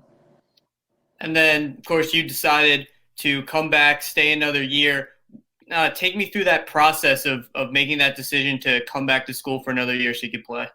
Yeah, so obviously it was a thought-out process. there was no really job opportunities in the city right now, with the pandemic. So it was just smarter to go back to school, broaden my education, and continue to play. Now you're chasing some of the top spots in the record books for the lacrosse team this season. What does it mean for you to be in that position to be able to reach the top of these lists? Yeah, the lists don't really matter to me, honestly. I just want to hold that trophy up at the end of the year. The last 4 years we haven't won the CAA championship. Well, since I've been here, we haven't won one. So that's the goal, and that's always the goal. So that's the only thing concentrated in our locker room and on our minds. And you've been coached by your dad all these years at Hofstra. What has that meant for you to be able to play for him while you're here? It's an opportunity that most father-son relationships don't get. You know what I mean? So I like to make the best of every moment, although some moments are a lot better than others. It's special. It's the opportunity of making those memories that I'll remember for a lifetime. Now, Ryan, focusing on the team now, coming into this upcoming season, who's a newcomer that you think is going to make a big impact for you? Yeah. So we got a couple transfers as like Justin Linsky, Alex Kincannon, Logan Denenza that are playing for us right now that I think are going to make a huge impact, especially from the attack point of view with Alex and Justin. I played with them growing up my whole life. I've known them forever, and I'm really excited to take the field in the same colors as them again. So playing with them growing up, what is that done for your chemistry when they come into the locker room? Do you guys feel like you have that chemistry already? Yeah, it's like riding a bike. Playing with some people you play with your whole life, and then taking a break, you hop back on and you're ready to go right away. And it's the excitement, that day one energy of playing together again is unmatched. Now the same does the newcomers. Who's someone from last year that we might not have gotten to see a ton of because of the shortened season that we should really be paying attention to this year? Yeah, so one person that sticks out to me is Colton Rudd. He didn't get much time on the game last Saturday, but I think you'll see him out there this weekend, and I think he's really improved. He took this pandemic and used it to his advantage and really got stronger, faster, and much better at the game. Now, 4 of your first 5 games are at home. What does that do for a team to be able to have that consistency at the home field early in the season? Yeah, it gives the freshmen and then the new guys confidence. You practice here all day long. It's easier to play at home, obviously, than away. I think it should give them confidence, especially in a game uniform, because the lights turn on and you got to make sure you're ready to go. Is there one game on your schedule that you and the team are really looking forward to, maybe a little bit than the others? Just the CAA games, honestly. All the other games they're fun to play in, but the CAA games, we didn't get to play them last year, and that's always the goal at the end of the year is the CAA games, is to try to take over the CAA as much as possible and hopefully win it. So those games are really what's in the back of our mind at all times, and we're really excited to get to them one day. Then you have Stony Brook as well on your schedule this season, back at home. And what are you guys trying to do to, avenge that loss last year on the road? Yeah, so obviously Stony Brook's a very good team. One of their coaches used to coach here. It's obviously like a bragging rights game. But then again, it really doesn't mean anything towards our schedule. So I'm really more excited for the UMass, the Towson, the Delaware games than the Stony Brook and the Syracuse game right now. You got Brian Casey coming back into the crease this season. How confident are you and your team in his abilities in goal? Yeah, I live with Bobby, and he's an unbelievable player. He plays hard every day, and I'm excited to see him back in net, hopefully in the next 2-3 weeks. Now, before we let you go, I want you to complete the phrase here. Hofstra wins the CAA if we come together as one, rather than playing as a defense and an offense. So we play as a team of just Hofstra lacrosse, rather than the Hofstra offense and Hofstra defense. And we have a good game at the same time, simultaneously. Well, Ryan, thank you so much for joining me, and good luck this season. Thank you guys for having me. Thank you. And that was Hofstra men's lacrosse senior Ryan Tierney as he prepares to put on the jersey one more season for the Pride. And not only this year, next year he will be putting on the New York Riptide jersey of the NLL as he was drafted to them this past fall. That's an amazing accomplishment, Jack. And we were talking over during that interview, and we said we wish we could be as good at something as Ryan Tierney is at lacrosse. He is just he's so good. He's been great for this program for so long, and it's a little sad to see him go at the end of the season. He's been a staple around the campus for the past few years, but it's great to have him back for this year. And almost as big of a staple as Jim's Deli is for here at WRHU. Best place to get a bacon, egg, and cheese, by the way. Of course, and we talk about being as good at life as Ryan Tierney is at lacrosse. The biggest example of this is their first game of the season against St. John's. He had 8 goals in a game that they scored only 18. He had 11 points in that game. He single-handedly brought that team back from that 4-goal deficit that they found themselves in midway through the third quarter. However, they had some miscues in that game that really made it so that they could not physically keep themselves in it for as long as they did. They were really tired on defense from what I noticed, as they had a period there where Brian Herbert lost probably about 6-7 faceoffs in a row, and they just had back-to-back defensive possessions, and it really tired the team out. And I think something interesting that we want to watch throughout the rest of the season, you talk about that defense, but the defense seems to have they have their structure on defense, and you can tell what they're going to do. But on the offensive side, a lot of times it seems a little bit more, I guess, free flowing. There's not as much of a structure on the offense. It's more free flowing and trying to figure it out. But I think you can do that because you have so many weapons. You have Tierney, but you also have McIntosh can put the ball in the back of the net. We saw Alex Concannon can put the ball in the back of the net. We saw that against Sacred Heart. So I think it's interesting the way that the Pride play on each end of the field and how different it is. Yeah, for offense, you know that you can run the ball through Tierney. The problem with that is, and you've seen it a little bit this season in their first 2 games, Ryan Tierney had 8 goals, but he didn't start out scoring in that game. They really relied on him in that second half when they were down. The team needs to try and find a way to find that nice, even balance between relying on Ryan Tierney and getting everyone else involved, because to this point, when they've tried to do that, they've gone a little bit too far away from Ryan Tierney and have forgotten that he is that team's best player and best offensive threat. They need to find that nice middle area, the gray area between those two. And I think a way you can do that is if you put him back there behind the goal and at X and kind of run the offense from back there. Have him back there going back and forth, getting some cutters, looking around the outside to try and get some passes and maybe get a couple of backdoor shots. I think if you're trying to, open up the offense and spread it around to other guys, I think you need Ryan Tierney as a facilitator. And as of right now, they are 1-1 on the season with that overtime loss to St. John's, 19-18, back and forth, heavyweight blow-for-blow battle between these two teams.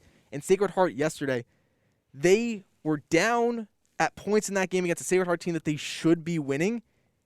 They had a great second half, and that might be one of those things that you see.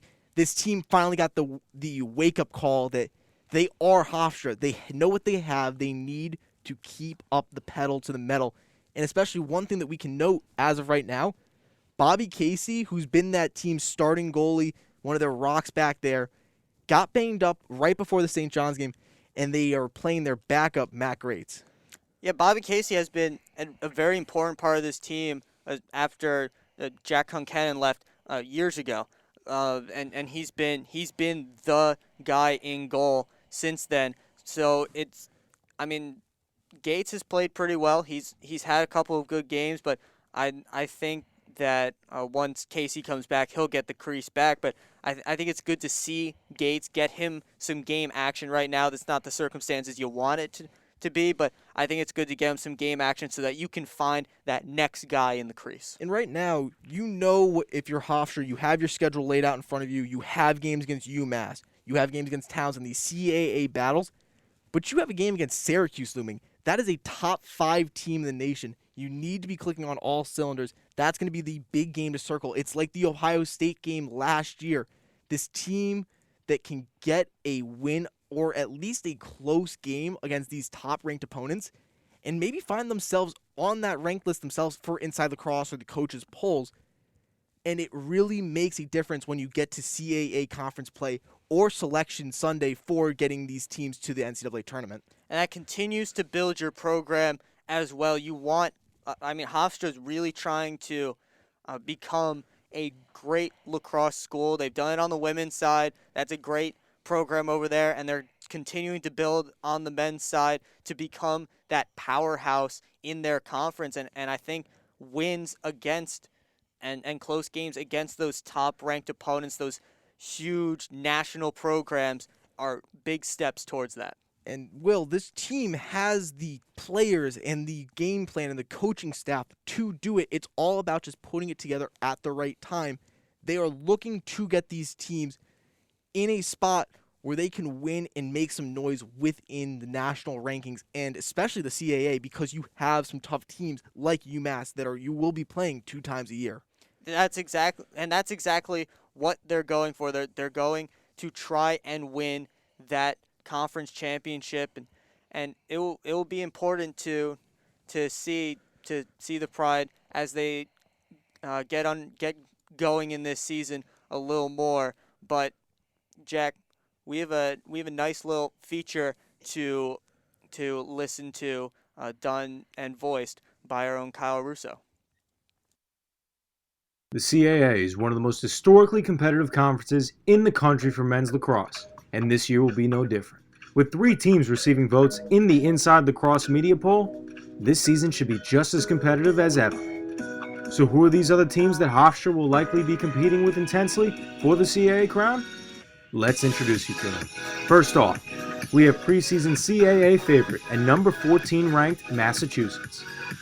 UMass was 5-2 last season before the season was canceled due to COVID, and one of those 5 wins was a 13-10 upset victory at home against number 1 Yale.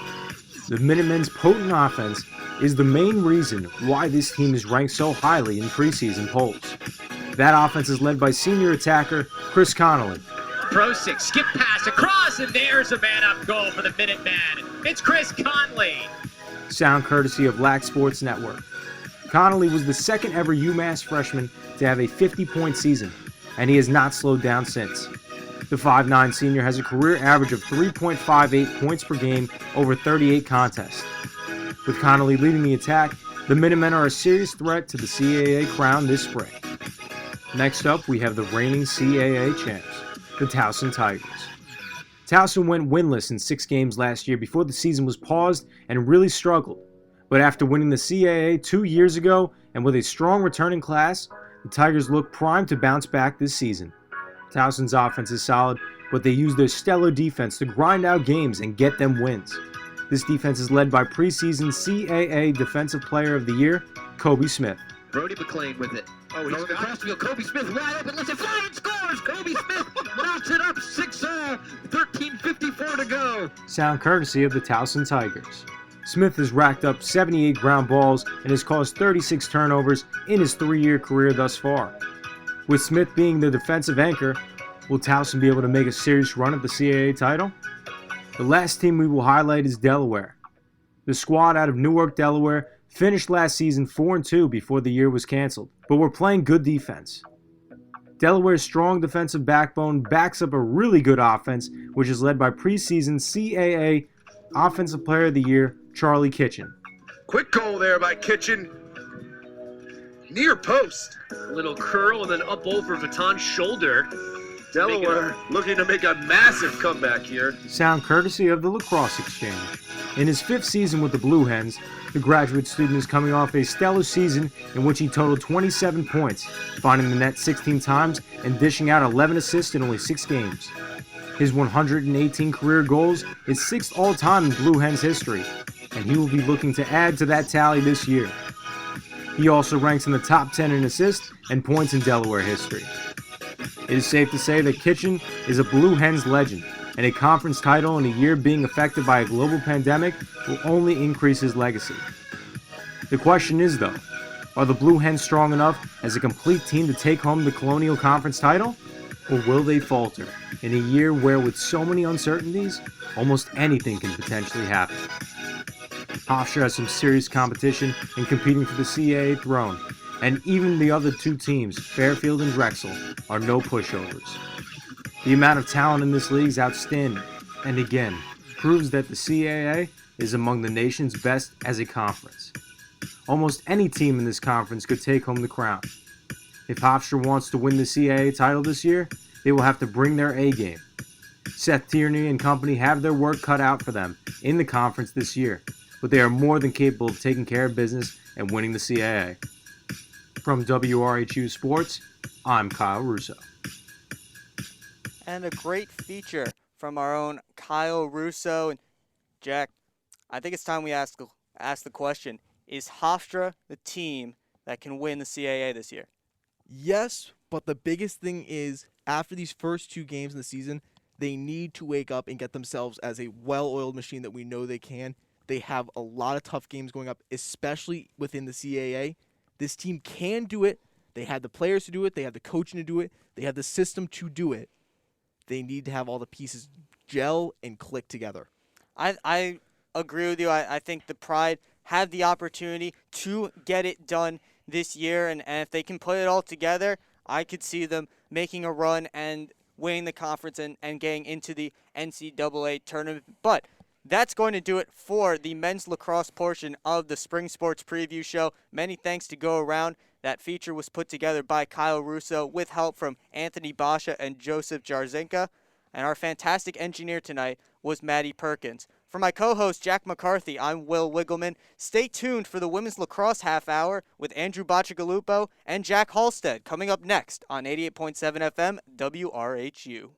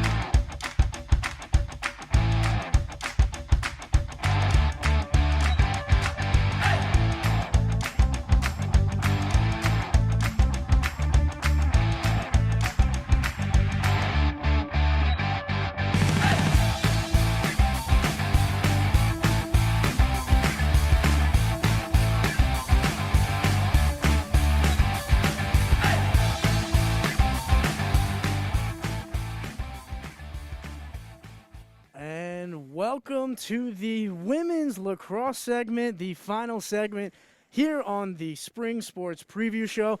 Andrew Bacigalupo, Jack Halstead. Jack, this is probably, they saved the best for last for a reason. This women's lacrosse team is going to have one phenomenal season. They may get a free dinner to Applebee's, maybe get some ice cream cake.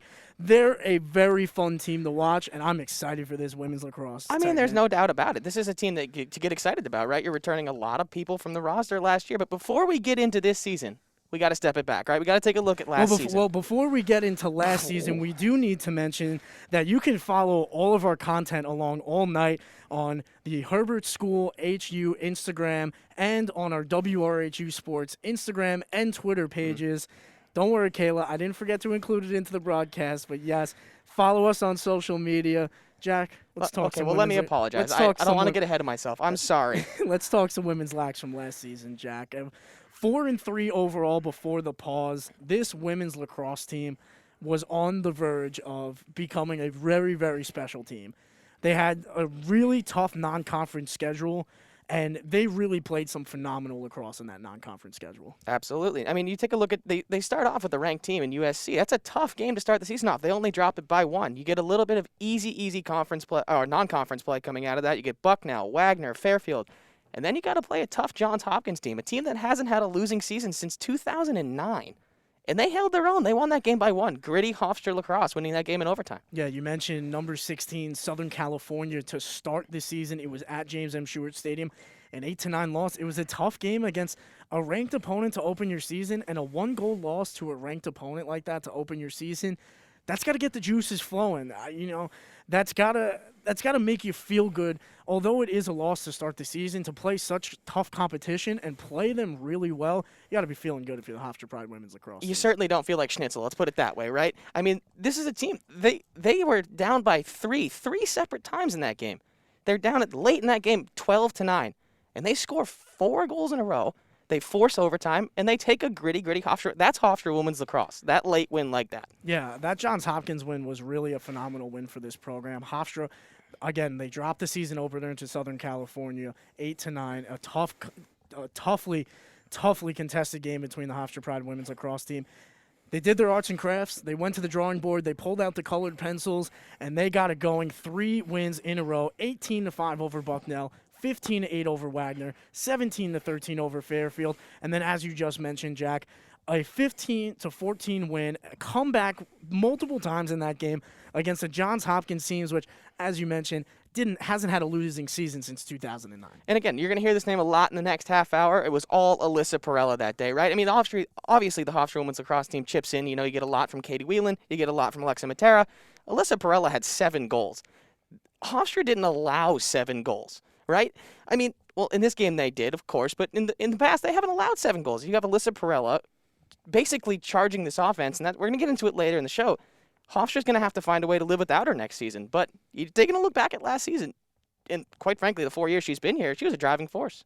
Yeah, it's really unfortunate that this Pride team never got to get into conference play. I mean, even the remaining games on their non-conference schedule, they didn't get to play. Their game against Quinnipiac was canceled. Their game against Notre Dame was canceled at home. Obviously, the Long Island rivalry between Stony Brook and Hofstra, both teams really good lacrosse programs. That game would have been that would have been a box office. That you would have sold tickets to that game and made a ton of money. Everybody wants to see that game between Hofstra women's lacrosse and Stony Brook. Then they had a game against Columbia that was canceled. Then they got into conference play, or they would have gone into conference play. Hofstra Pride women's lacrosse team at the break before this COVID-19 pandemic had hit the United States. The team was 4-3 overall. They were playing some really good lacrosse, Jack, and it was large part due to the play of Alyssa Perella, Alexa Matera, and Katie Whalen, those 3 girls that are leading the scoring for this Hofstra Pride. And again, you can't just give up on the defense either. You got to talk about Darcy Smith, who's been a huge part of that back line. I mean, she's going into one of her final seasons now too. Hofstra's going to have to find a way to move on without these players, and you know, you can't say enough good things about them. I sat down with Shannon Smith not too long ago, right before the semester started. She talked nothing but praise about these girls, right? But now it's time to lead the way for the future. I just want to let it be noted to all the listeners out there that I once shared the practice field with Katie Whalen. Katie Whalen and I, both alumni of Long Beach High School. I was a lacrosse player in high school. We shared the practice field. But it's not about me. It's about this women's team. And that player I just highlighted, Katie Whalen, she knows how to not only just put the ball in the back of the net, but she knows how to work it around the perimeter to everybody on that team. She really knows how to butter the tape cube. She's a great passer. She's one of the best passers in the game. There's no doubt about it. I mean, when you have Perella to score, that's great, but you got to get her the ball, right? Whalen is a key part of that. And that's what makes this Hofstra Pride women's lacrosse team so dangerous. Alyssa Perella, arguably the best women's lacrosse player in this country. And then you try and find an answer for her. Okay, try and neutralize her. Hofstra Pride women's lacrosse also has Alexa Matera that can score. All right, fine. You lock up the 2 of them. That's fine. Hofstra still has Katie Whalen who can put it in the back of the net. This Hofstra Pride team is so talented. I can't wait to see what is in store for this Pride team. Already 2-0 on the season to start. We'll get into that a little later, as well as an interview with Alyssa Perella. But, Jack, it was a season last season that had high expectations, and with the seniors coming back from last year, getting that extra year of availability due to the NCAA rules because of the COVID-19 pandemic, it's glad to see all of these seniors are returning for Hofstra. They're able to get that core group of girls back and ultimately put that goal together of winning this CAA championship this season. And I don't think that's out of reach. I certainly think they are arguably the best team in the CAA. We'll get into that in a bit. But, when you have this opportunity, and again, it's going to be interesting to see how Shannon Smith's going to work in these girls that haven't played collegiate games yet, right? I mean, obviously you have to play your starters, but how good is it if you play your starters and these backups basically go in fresh next season, right? You're basically starting from scratch. Shannon Smith's going to have to find a way to bring these girls in. It'll be interesting to see how they rotate in and out. I mean, I'd be really surprised if we just saw the same 8 or 9 players the entire season. We'll get more into this Hofstra Pride lacrosse team when we come back. We have an exclusive interview with newly crowned queen of the CAA goal record, Alyssa Perella. You won't want to miss that. But first, we're going to take a sports update break with Zach Doval.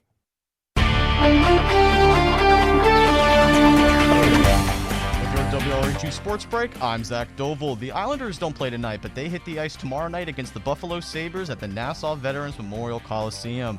Puck drop is scheduled for 7 p.m. here on 88.7 FM WRHU and the New York Islanders Radio Network. Earlier today, across the street on the campus of Hofstra University, it was the volleyball team taking on Stony Brook in the Battle of Long Island. The Pride maintained control of the island, winning in straight sets 3-0 with Anna Martinovic getting 11 kills. Down the same road to our soccer stadium where the women's soccer team took on Stony Brook as well. The Pride get a sweep on the day of the Seawolves, with those girls getting a 4-3 win thanks to Lucy Porter's 2 goals. Back to the ice, we go to the nation's capital where the New Jersey Devils travel to take on the Capitals. Washington trailed late 2-0, but thanks to 2 power play goals from TJ Oshie, the Capitals get sole possession of second place in the East Division, winning by a final score of 4-3.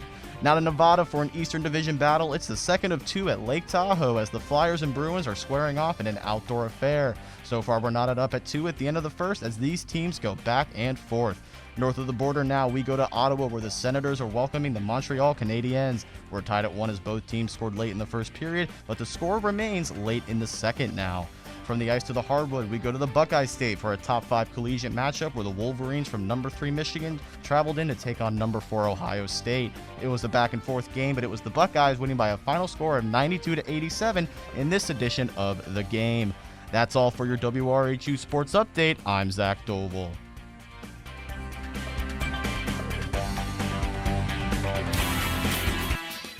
Hey, this is Kareem Abdul-Jabbar, NBA's all-time leading scorer.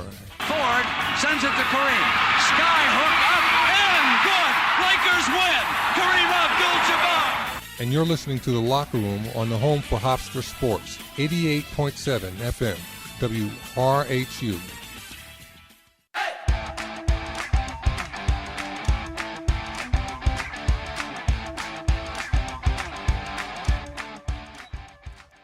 Back in our WRHU studios, 88.7 FM, and the recipients of the UNESCO World Radio Day Award here at Hofstra University, WRHU Radio. Andrew Botchgalupo, Jack Halstead, here for the final 20 minutes of the Spring Sports Preview Show. Jack, you've got some great stuff right now coming up. Well, we're very thankful that we got that award, but even more so, we're very thankful that we were able to still sit down with these athletes despite the whole pandemic going on, of course, virtually, so we get the social distancing aspect of it. I was fortunate enough to sit down with, as you mentioned, the newly crowned CAA gold champ, Mrs. Alyssa Perella. This is what she had to say about the upcoming season. My name is Jack Halstead. I'm sitting down with the captain of the Hofstra Women's Lacrosse Pride team, Mrs. Alyssa Perella. Alyssa, thank you for joining me, and congratulations on starting your season off the right way. Thank you. Thank you for having me. I'm really excited. So, this is it's a weird season. There's only 12 games this season after the one, of course, yesterday. We've seen seasons where you've won 12 games. Now you're only getting to play 12 games. How is adjusting to such a shortened season with less preparation been on you girls, both physically and mentally? Yeah, it's definitely a lot, but I think this year we've really taken it to heart that every game means just as much as it did before, and going out there and taking every game like it could be your last. Going back to last year, that's exactly kind of what happened. We had our game against BC, and after that, the season was over. So I think it's taking it day by day, making every practice count, making every game count. So the girls are really excited to be back. Yesterday's game was a great feeling just to be out on the field going against another opponent. So I think all in all, it was a great showing for us to get under our belt, and we're just ready to move forward and take every game seriously, and just making sure that we're going out there and leaving it all out in the field. We're kind of all done with COVID, but just this season, how has it affected you both at practice and traveling? It's a different story this year.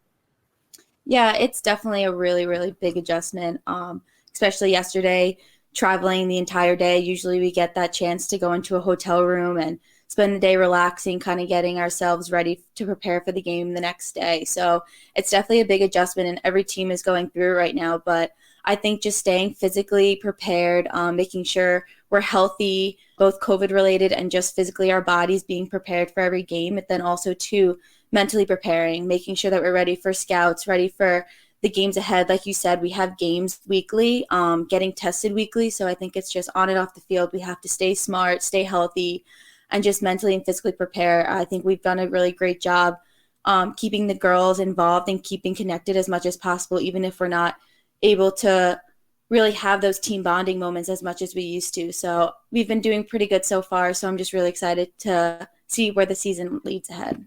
But as I mentioned earlier, usually instead of having 10 or 12 games to play top teams around the country and get into your top form, get ready for the regular season, get ready for that CAA run, you only have 12 games this season. You're in a separate division, you're not playing as many teams. How does that affect your mindset, going into the season and these games, let alone? No, it's a really big adjustment, and our coaches, Shannon and Amanda, have been doing a really tremendous job getting us prepared and staying on top of things right now. And I think that we're also, if you look at our schedule this year, we're playing opponents that we've never seen before. We've never played St. Joseph's before until yesterday. And moving forward, we're going to be playing teams that we've never played before, even in my 5 years of being here. So I think it's a big adjustment, but I think the coaching staff really did a great job on picking teams that are going to prepare us for our conference and that are really tough enough opponents that we're going to have to go against. And they're going to prepare us for the tougher games. And not only are our freshmen new to it, our sophomores have never seen a conference play before. So this is huge for them to now go into conference season and realize how different of an animal it is. And I think that these games ahead are going to prepare us because we're going to have to fight mentally and physically in order to do so. So as you hinted at, you've been with the team now for 4 or 5 seasons. This is your last season. I mean, we said that about last year, and then, of course, everything happened, but this is your last season. You've already had such a knowledge with these girls. You've had a lot of new faces coming in and out, but you know this team, right? You've been with them for so long. How are you so easily able to flow with these girls, and how are you going to approach this final season? Yeah, I had this conversation actually with 3 other captains. This season is, although the most different and the most challenging season we've had to go through with all the challenges and differences that are happening, this is one of the strongest teams I think that I've ever been able to play with in my 4 or 5 years being here. Everyone has just been adjusting so well, and especially the experienced players that we have back. It just helps us even more. Like, we have girls in this team that have been on here for so long, and we do know what to expect. So we're able to help the freshmen and help the sophomores who haven't been able to see this part of season yet. And I think that's what the biggest thing is. We just have the leadership, not only from captains, but also from the upperclassmen in general. They've been really putting their foot forward and helping the young underclassmen to really prepare themselves and get going. And I give my hat off to all of them. They've been really doing a great job stepping up and getting into roles in different positions, even with the challenges that have been coming ahead of us. What is something that specifically Coach Smith has been working with you guys so far to really improve from last season? Something that maybe stood out as not truly Hofstra's game? The biggest thing from last year is we kind of get the opportunity to prove ourselves again as a team. And I think that with everything going on and what was so hectic last year when things started to happen, meaning COVID, and things started to shutting down, we kind of lost sight of the season because everything was just kind of up in the air, I guess you could say. So I think this year coming forward, I think the biggest thing was Shannon and Amanda were just kind of like, let's take it day by day. Let's not look too much in the future of things. Let's not look at the conferences right now. Let's not get too ahead of ourselves, and let's focus on one practice at a time, one game at a time. And I think that's like the biggest thing. And I think that's what every other team is kind of doing right now, is they're not looking too far ahead. They're living in the moment, and they're kind of playing in the moment and making sure that we take everything as seriously as possible and not take anything for granted. And I think that's kind of our motto, our culture right now, is just leaving it out on the field and making sure we don't have any regrets and leave it out there and just play in the moment and not rush anything. All right, now I'm going to put you on the spot for the final question here. I know it's tough, but Hofstra wins the CAA if what? I just think we will win the CAA championship if we just take it one day at a time, and Hofstra just takes every moment and makes it the best one. This is a special team, like I said, and I have no doubt that we can do it this year. So I'm just really excited. But again, I don't want to look too far ahead. I want to stay in the moment and just play each game and get to that scenario when we get there. And I hope I can come back and let you guys know that it happened. So. All right. Well, thank you very much for sitting down with me. I appreciate you taking time out of your schedule, which I'm sure is just as busy as everybody else's, but thank you. Thank you so much for having me. Again, that was Hofstra Pride lacrosse star Alyssa Perella. Alyssa Perella, newly crowned the queen of the CAA. She now has the all-time goals record in the Colonial Conference. Jack, I mean, you can't speak lightly on Alyssa Perella. She is an absolute superstar here at Hofstra, and now to be at the top of the CAA, it's just great stuff to see all around. She's been an absolute pleasure to cover, and just watching her out there on the field, I mean, I don't know how she does it sometimes. Every time she's on the field, she's putting up at least a hat trick. I don't know if she's a magician, but she knows how to pull a rabbit out of a hat in a hat trick. I mean, you make a good point. You heard what she said, too. She's been here for 5 years now, and this is arguably the best team she's ever seen. That's high praise for a Hofstra Pride team. And if you're an opposing team, to hear that from the leader of this Hofstra Pride team, Alyssa Perella, that's scary to hear if you're another absolutely scary to hear. And again, you know, you watch Alyssa Perella play. She makes this defense dance. She doesn't take him to prom, but she certainly makes him dance, right? She's hard to cover on every aspect of it. Let's just take a look at the first game of the season so far. A 10-9 win against St. Joseph's. It's a team they've never played before.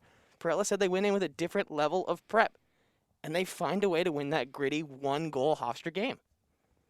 Yeah, Hofstra in that game against St. Joe's didn't have their best game all around, but it comes down to how you finish the game. And Hofstra was able to come out on top late in that second half and able to get the final goal of the contest. The stats in the game, Alyssa Perella, 3 goals, 2 assists, 12 shots, 8 of them on goal. And then you look at the rest of the goal scorers, Ariana Esposito, 2 goals with her 2 shots on net. Katie Whalen put one in. Alexa Matera put one in. But who scores the game winner? It's not somebody we talk about too often. Somebody who ate our General Tso's chicken before the game. Grace Langella. We don't talk about her enough. Obviously, Perella's the star of this team. Langella flies under the radar too much. Yeah, we can't forget Grace Langella. She has been a really solid player for this Hofstra Pride women's lacrosse team. She's a junior. Last season, in only 7 games played, 6 games started, 12 goals, 2 assists, good for 14 points on 26 shots on the net.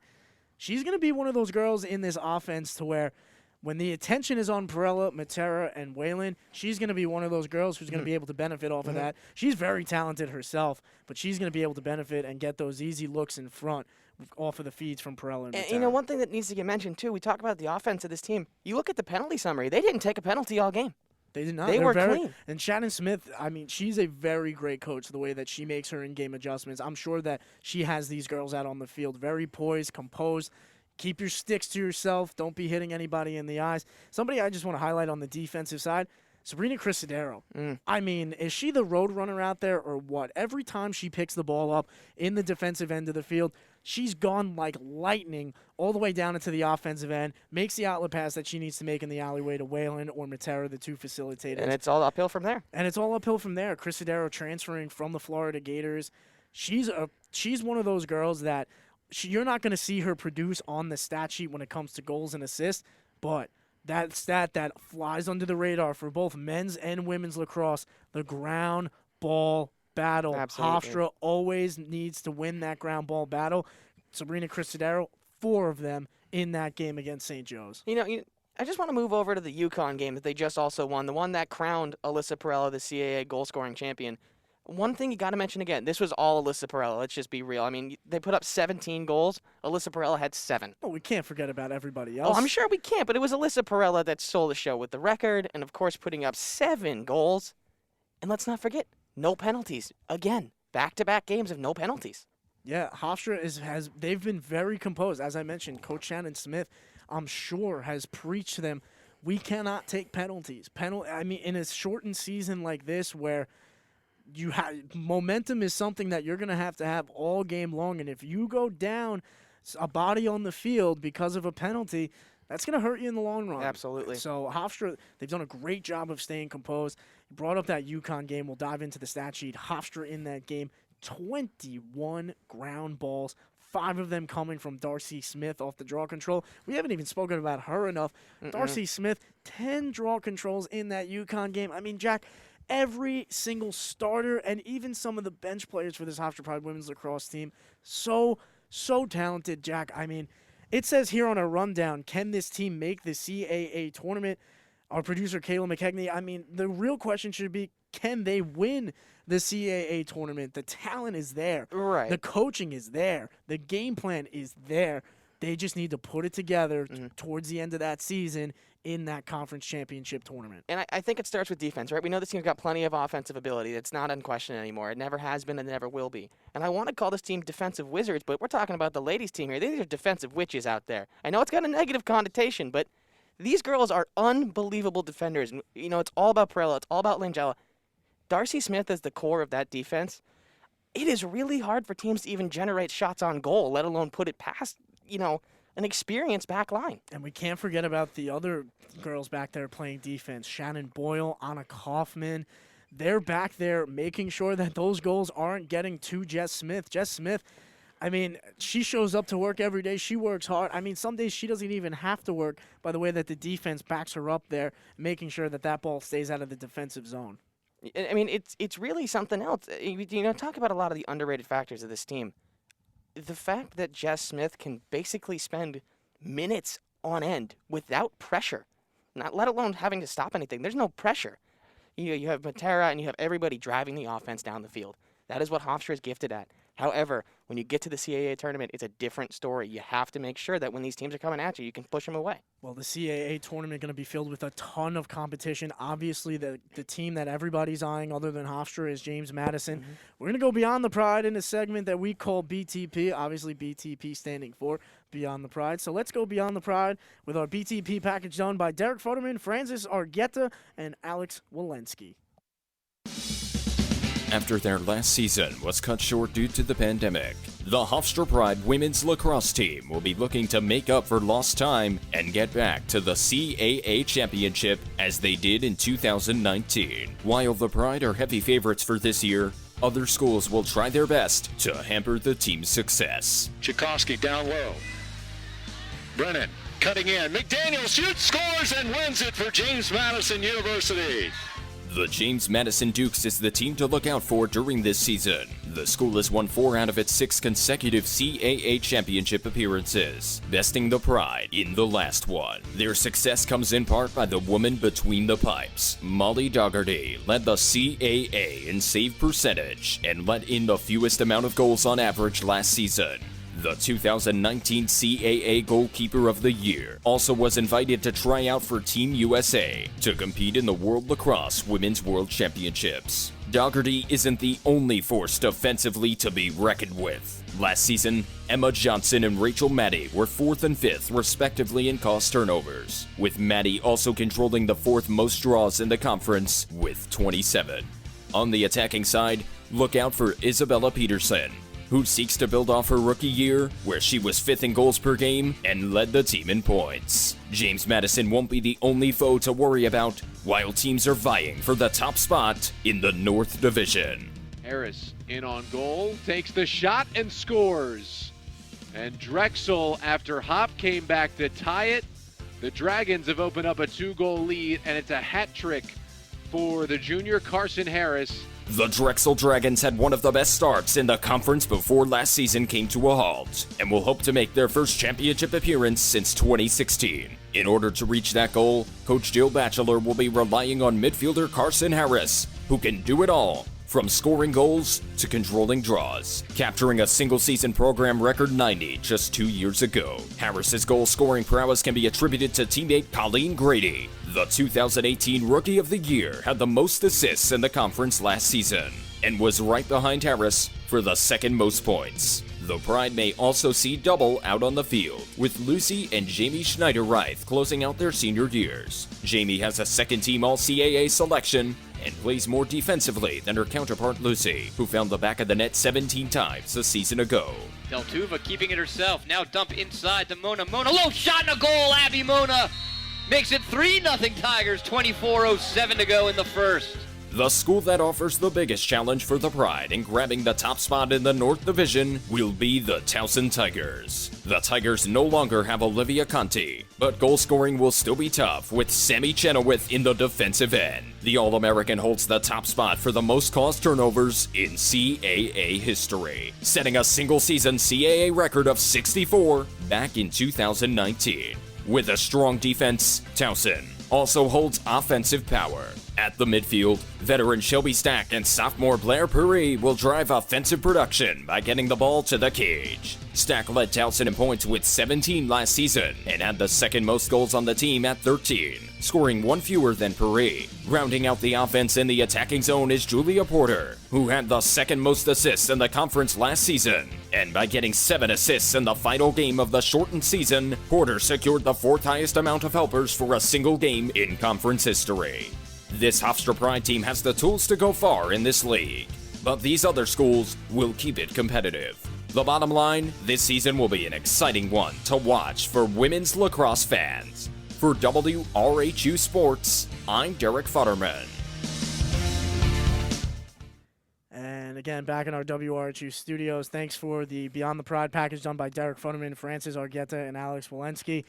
Jack, we're running out of time here in our Hofstra socially distanced studios. I've got my Purell. You have your hand lotion for your rash. Any final thoughts before we close out this this great preview show? You know, let me just start by saying I'm very grateful that my lunch didn't give me E. coli today. But on the side note, you know, this Hofstra Pride team going into the future, I think they're very well built depth-wise. And they're going to see a lot of shifting this season with new players coming in and out of the lineup.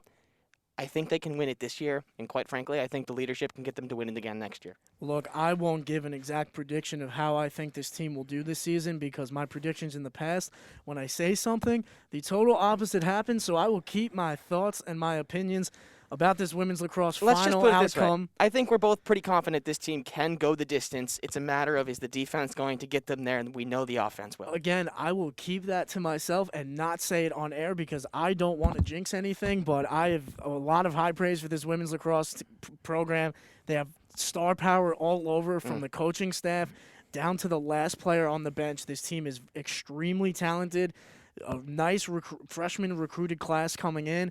5 seniors who are going to be absolute all-stars out there on the field this season. I think you should be really excited if you're a Hofstra Pride. You know, and I just want to say one more thing. I think the game you have to really look at this upcoming schedule is they're playing BC again, right? That's going to be a big test for them. That's one of only 13 games on the season. If they can even get close to BC, let alone steal a win, I don't think this team is stoppable. Well, that'll do it for us on our Spring Sports Preview Show. Thank you for all of you tuning in. A couple things to go around. Our producer, Kayla Mckechnie, producing 2 preview shows in 2 weeks. You cannot beat that unstoppable grind from her. We appreciate everything you do, our assistant sports director, bringing us around the wide world of sports, mostly Hofstra sports. They had a great contest today, sweeping Stony Brook in both soccer.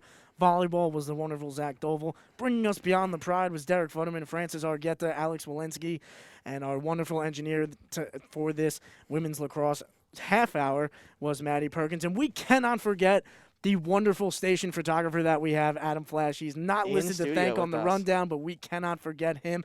For my partner, Jack Halstead, I'm Andrew Bachkalu, saying thank you for tuning in to the Spring Sports Preview Show and the Fall Sports Preview Show last weekend. If you have, Hofstra Sports are back, both fall and spring. You won't want to miss it all season long.